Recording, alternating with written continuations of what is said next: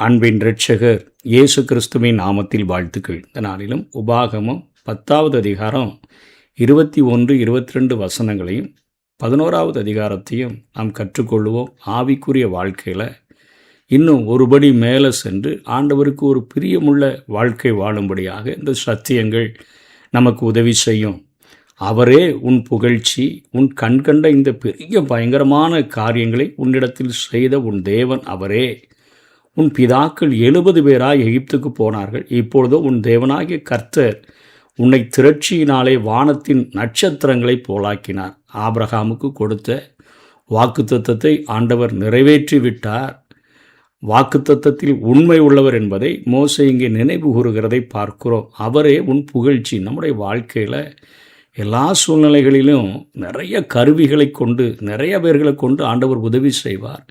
ஆனால் அவை எல்லாவற்றிற்கும் காரணர் அவரே என்பதை நம்முடைய வாழ்க்கையில் நாம் புகழ்ந்து, என் வாழ்க்கைக்கு புகழ்ச்சி அவர், என் வாயிலிருந்து புகழப்படக்கூடிய ஒரே நபர் அவரே என்கிற காரியத்தில் நாம் உறுதியாக இருக்க வேண்டும். பரதேச பயணத்தில் வாழ்கின்ற நம்முடைய வாழ்க்கையில் நிறைய சிக்கல்கள், நிறைய போராட்டங்கள் உண்டு.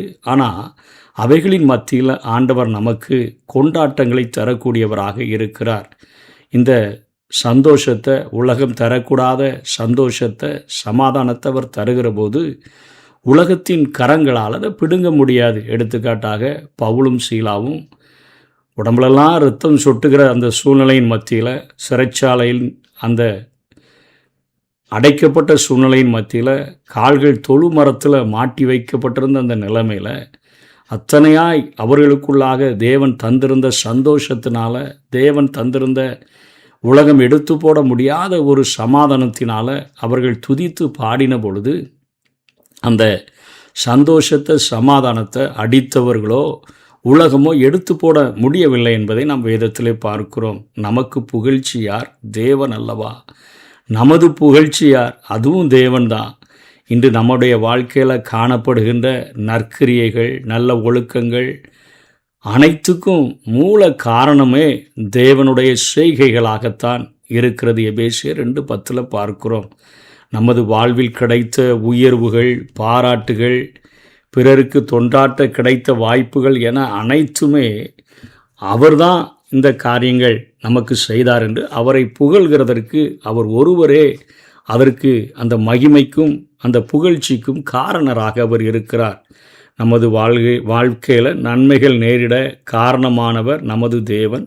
இன்றைக்கி ஒருவேளை எனக்கு இந்த அதிகாரிகள் உதவி செய்தாங்க, இந்த அரசாங்கத்தில் எனக்கு உதவி கிடைத்தது, என் உடன் பிறந்தவர்கள் எனக்கு ரொம்பவும் உதவி செய்தார்கள், பெற்றோர்கள் உதவி செய்தார்கள், உற்றார்கள் உதவி செய்தார்கள், நண்பர்கள் செய்தார்கள், இந்த வியாதியில் ஒரு மருத்துவரை பார்த்தேன், அவர் எனக்கு இவ்வளோ பெரிய உதவி செய்தார், இவ்வளோ படித்து வருகிறதற்கு என்னுடைய ஆசிரியர்கள் உதவி செய்தார்கள், என்னுடைய வாழ்க்கையில் நிறைய கருணை மிக்க நபர்களை சந்தித்தேன், அவங்க இடைப்பட்டதுனால தான் எனக்கு இவ்வளோ பெரிய உயர்வு அப்படின்னு நம்ம சொன்னாலும் இவைகள் எல்லாம் நடப்பதற்கு காரணமாக இருப்பவர் தேவன் என்பதை நம்ம உணர்ந்து கொள்ள வேண்டும். இன்றைக்கி வாழ்விலே உயர்வுக்கு, உதவிக்கு கருவிகளாக இருந்தவர்களுக்கு நன்றி உடையவர்களாக நாம் விளங்க வேண்டுமே ஒழிய அதன் பின்னணியில் செயல்பட காரணமாக இருக்கிற ஆண்டவரை மறந்துட்டு, புகழ்ச்சிக்கு காரணமாக இருக்கிற அவரை மறந்துட்டு, மக்களை முகஸ்துதி செய்கிறது, இவர் தாங்க என் ரைட்டு, இவர் தாங்க என் லெஃப்ட்டு, இவர் இல்லைன்னா நான் அரித்து போயிருப்பேனெல்லாம் முகஸ்துதி செய்து மனிதர்களை ஏற்றி விட்டுட்டு ஆண்டவரை மறக்கிற காரியங்கள் நல்லதல்ல. அனைத்து புகழ்ச்சிகளுக்கும் பாத்திரர் அவரே என்பதை இந்த 10வது அதிகாரம் கடைசியில் அவர் ஞாபகப்படுத்திவிட்டு, உன் தேவனாகிய கர்த்தரிடத்தில் அன்பு கூர்ந்து அவருடைய பிரமாணங்களையும், அவருடைய கட்டளைகளையும், அவருடைய நியாயங்களையும், அவருடைய கற்பனைகளையும் எப்பொழுதும் கை கொள்ளுவாயாக. அதாவது இந்த உலகத்தில் ஜனங்களுக்கு தேவையான இன்றியமையாத ஆசீர்வாதங்களை பெற்றுக்கொள்ளுகிறதற்கு இயற்கை ஒழுங்காக, அதாவது இயல்பான ஒழுங்கை, வாழ்க்கைக்கு தேவையான ஒரு இயல்பான ஒழுங்கை ஏற்படுத்தி உள்ள ஆண்டவரிடத்தில் நாம் ஆசீர்வாதங்களை பெற்று திருப்தியாக வாழ்கிறதற்கு அவருடைய கற்பனைகளை, அவருடைய கட்டளைகளை, அவருடைய நியாயங்களை இவைகளையெல்லாம் கை கொண்டு வாழ வேண்டும். நீ சுதந்திரிக்க போகிற தேசத்தில் நீ ஆசீர்வாதமாக எப்படி இருக்கணும், அதற்கு என்னென்ன ஆசீர்வாதங்கள் எல்லாம் கிடைக்கும், உனக்கு ஆசீர்வாதமாக நீ கிடைப்பதற்கு, கீழ்ப்படிதல் உள்ள பரிசுகளாக கிடைப்பதற்கு நீ இந்த கற்பனைகளை, கட்டளைகளை எப்படிலாம் கை கொள்ளணும்னு சொல்லி இங்கே மோசே கற்றுக் கொடுக்கிறதை பார்க்கிறோம். முதல்ல நம்ம ஒன்று தெரிந்து கொள்ள வேண்டும். தேவன் தமது மக்கள் மீது அவர் அக்கறை உடைய ஒரு ஆண்டவர். அவர் ஏற்படுத்திய சிருஷ்டிகளின் இடையே ஒரு இயல்பான வாழ்க்கை ஒழுங்கு அவர் ஏற்படுத்தி வைத்திருக்கிறார். அதாவது மனிதன் தனக்குத்தானே பல காரியங்களை அவன் நிறைவேற்றி கொள்ளக்கூடியவனாக இருக்கிறான். இன்னைக்கு ஆண்டவர் மனிதனுக்கு குடிப்பதற்கு நீரை உண்டாக்கி கொடுத்திருக்கிறார். காற்று அவன் சுவாசிப்பதற்கு பயன்படுகிறது மற்றும் அநேக காரியங்களுக்கு காற்று பயன்படுகிறது. அவன் வாழ்கிறதற்கு அவனுக்கு அன்றாட தேவையாக உணவு தேவைப்படுகிறது. அதே போல அவன் விவசாயியாக இருந்தான் என்று சொன்னால் அவனுக்கு அந்த தேசம் செழிப்பாக இருப்பதற்கு ஒரு விளைச்சல் தேவைப்படுகிறது. மனிதர்கள் இப்போ மோசே கடந்த அதிகாரத்தில் சொன்னார், 70 பேராக போனாங்க, வானத்தின் நட்சத்திரங்களை போல பெருகிட்டாங்கன்னு சொன்னார். அப்போது மனிதர்களுடைய அந்த பிறப்புகள், அவர்கள் பெருக்கம் தேவைப்படுது. அதே போல் அந்த பிறப்புகளுக்கிடையே உறவுகள் தேவைப்படுது. அதே போல் அவர்களுக்கு ஒரு அரசியல் அமைப்பு, இப்படி தான் ஒரு ஒழுக்கமாக மனிதர்கள் வாழ வேண்டும் என்கிற அரசியல் அமைப்பு. அப்புறம் அவங்களுக்கு ஏதாவது வியாதிகள் இவைகள் வந்துச்சுன்னா அதற்கு தேவையான மருத்துவ முறைகள், இப்படின்னு நிறைய காரியங்களை ஆண்டவர், அதாவது இயல்பான ஒரு ஒழுங்கை இந்த உலகத்தில் மனிதர்கள் வாழ்கிறதற்காக ஆண்டவர் ஏற்படுத்தி வைத்திருக்கிறார். இவற்றின் மூலம் மக்களது தேவைகளை சந்திக்கிற தேவன் இதற்கும் அப்பாற்பட்டு தேவைப்பட்டால் கூட இயற்கைக்கு அப்பாற்பட்ட நிலையிலும் அவர் தன்னுடைய மக்களுக்கு அற்புத அடையாளங்களை செய்கிறார். இந்த தேவைகள் தவிர இதற்கும் மேற்பட்டு அவருடைய உதவிகள் தேவைப்படுகிற போது அவர் இதற்கு அப்பாற்பட்டும் அவர் உதவி செய்கிறார். அதைத்தான் நாம் அற்புதங்கள் என்று வேதத்தில் நாம் அழைக்கிறோம். இந்த உலகத்தில் இத்தகையதான ஒரு இயல்பு ஒழுங்கை ஆண்டவர் ஏற்படுத்தி இருக்க, அவர் இந்த இயல்பு ஒழுங்குக்கு கட்டுப்பட்டவர்னு நம்ம நினைச்சிடக்கூடாது. அவர் இதற்கு அப்பாற்பட்டவர். தாம் ஏற்படுத்தின இந்த இயற்கை ஒழுங்குகளுக்கு பல தன்னிறைவு பண்புகள் இருக்கிற போது அவற்றுக்கும் அப்பால் தேவைப்பட்டால் ஆண்டவர் அற்புத விதத்தில் மனிதனுடைய வாழ்க்கையில் கிரியை செய்கிறார். இதுதான் தேவனுடைய பண்பை நமக்கு புலப்படுத்துகிறது. அதை நம்ம பார்க்கிற போது 21ஆம் வசனம் 10வது அதிகாரத்திலே இந்த பெரிய பயங்கரமான காரியங்களை உன்னிடத்தில் செய்த உன் தேவன் என்று சொல்கிறார். 7ஆம் வசனத்தில் கர்த்தர் செய்த மகத்துவமான கிரியைகளை எல்லாம் உங்கள் கண்கள் அல்லவோ கண்டது என்று சொல்லுகிறார். மகத்துவமான கிரியைகள். அப்போ என்ன ஆண்டவர் செய்கிறார் அப்படின்னு சொல்லி நம்ம பார்க்கிற போது இன்னைக்கு உலகத்தில் இயல்பு ஒழுங்கு அது மேலே நம்பிக்கை வச்சுட்டு இயற்கையெல்லாம் தானாக உண்டாயிட்டுன்னு சொல்லி அந்த சிருஷ்டிகரை நினைக்காம தேவன் இல்லை என்று சொல்லி சிருஷ்டிகள் எல்லாமே இயல்பாக உண்டாச்சு, மனுஷனுக்கு தேவையான எல்லாவற்றையும் இந்த இயற்கை தருதுன்னு சொல்லி இயற்கையை வழிபடுகிற அநேகர் இருக்கிறார்கள். தேவன் அற்புதங்களை செய்கிற போது தான் அவங்க நினைக்கிறாங்க இயல்பு ஒழுங்குக்கு அப்பாற்பட்ட நிலையிலும் பல விளைவுகள் நிகழ்கிறது அப்படின்னு பார்க்கும்போது தான் தேவனுடைய கரத்தினுடைய செயல்கள் அவர்களை ஆச்சரியத்தில் ஆழ்த்தக்கூடியதாக இருக்கிறது. அது வெட்ட வெளிச்சமாக நிறைய நேரங்களில் அது வெளிப்படக்கூடியதாக இருக்கிறது. என்ன, எகிப்து தேசத்தில் அந்த ஜனங்களை விடுதலை செய்து கொண்டு வருகிறதற்கு ஆண்டவர் இயல்பு ஒழுங்கை பயன்படுத்தி வெளியே கொண்டு வர முடியல. தன்னுடைய ஓங்கிய புயத்தை பயன்படுத்த வேண்டியது இருந்தது, தன்னுடைய பலத்த கரத்தை பயன்படுத்த வேண்டியது இருந்தது. அங்கே இருந்து ஜனங்களை வெளியே கொண்டு வந்த பின்பு செங்கடலை இப்போ இன்னைக்கு இருக்கிற மனிதர்கள்னா பாலங்களை போட்டு கட்டி அதற்கு நீ அவ்வளோ நாட்களை செலவழித்து அவ்வளோ பிரயாசங்களை எடுத்து கொண்டு வரணும். ஆண்டவர் அந்த கடலின் சமுத்திரத்தின் ஆழத்திலேயே வழிகளை உண்டாக்கி தன்னுடைய ஜனங்களை அற்புத விதமாக அவர் அங்கே கொண்டு வந்ததை பார்க்கிறோம். இதைத்தான் மகத்துவமான கிரியைகளை எல்லாம் உன் கண்கள் அல்லவோ கண்டது என்று சொல்லி இங்கே மோசே அவர்களுக்கு சொல்லி கொடுக்கிறார். இன்னைக்கு வேதாகமத்தில் குறிப்பிடப்பட்டிருக்கிற அற்புதங்கள் ஒரு தெளிவான லட்சியத்தோடு கூட தான் அவைகள் கொடுக்கப்பட்டிருக்கின்றன, திருஷ்டாந்தங்களாக நமக்கு எழுதப்பட்டிருக்கின்றன. என்னன்னா அவை தேவனுடைய வெளிப்பாடுடன் அவைகள் தொடர்புடையவை. வெறும் வல்லமையை வெளிப்படுத்துறதுக்கோ காண்போரை வியக்க செய்கிறதற்கோ ஆண்டவர் இவைகளை செய்யலை, அற்புதங்களை செய்யலை.